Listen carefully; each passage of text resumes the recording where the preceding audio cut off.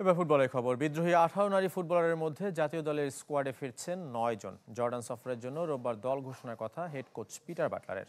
ভুটান থেকে ফেরা ঋতুপর্ণা, রূপনা সহ 5 ফুটবলারের জাতীয় দল নিশ্চিত। তাদের সাথে শিউলি, শামসুন নাহার জুনিয়র, তহুরা এবং সাগরিকাও ফিরছেন স্কোয়াডে। সবশেষ আরব আমিরাত সফর থেকে 11 জন আছেন পিটার বাটলারের 23 জনের দলে। ফয়জুল ইসলামের রিপোর্ট।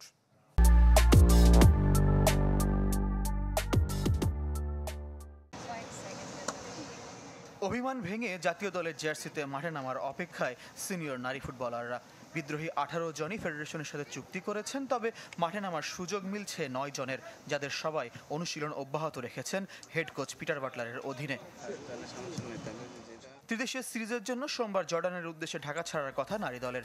সিনিয়রদের মধ্যে 23 জনের চূড়ান্ত স্কোয়াডে জায়গা হয়েছে গোলরক্ষক Rupna Chakma, defender Shiuli Azim, Shamsun Nahar senior, midfielder Monika Chakma, Maria Manda আর 4 ফরওয়ার্ড রূপনা চাকমা, তহুরা খাতুন, শামসুন নাহার জুনিয়র ও সাগরিকার।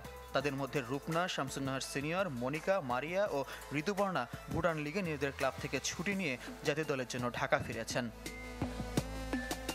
ভুটানে থাকা সাবিনা খাতুন, সঞ্জিদা আক্তার, কৃষ্ণা রানী, মাতসুসীমা সুমাইয়া এবং মাসুরা পারভিনের জাতীয় দলে ফেরার অপেক্ষা দীর্ঘ হচ্ছে।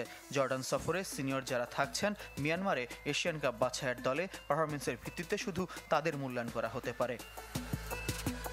সবশেষ আরব আমিরাত সফরটা চ্যালেঞ্জিং ছিল হেড কোচ পিটার বাটলারের। সিনিয়রদের বিদ্রোহে কার্যত নতুন দল নিয়ে প্রীতি ম্যাচ খেলেছেন, ফলও আশানুরূপ ছিল না। তবু বিপদে তারাই ছিল ফেডারেশনের আস্থা। সে আস্থার প্রতিদানে জর্ডানেও আফিদা খন্দকারের হাতে থাকার সম্ভাবনা আর্মব্যান্ড। আমিরাতের বিপক্ষে স্কোয়াড থেকে জর্ডান যাচ্ছেন আফিদা, স্বপ্না, রিপা, প্রীতিসহ 11 জন। বিদ্রোহেও ছিলেন না, আবার আরব আমিরাত সফরেও ছিলেন না এমন 3 জন থাকছেন জর্ডান সফরে। গোলরক্ষক ফেরদৌসি আক্তার, মিডফিল্ডার শান্তি মার্দি এবং ফরওয়ার্ড উমেহিলা মার্মা আছেন 23 সদস্যের দলে। জর্ডানে ত্রিদেশীয় সিরিজে স্বাগতিকদের পাশাপাশি ইন্দোনেশিয়ার সাথে খেলবে বাংলাদেশ। ফয়জুল ইসলাম, চ্যানেল 24, ঢাকা।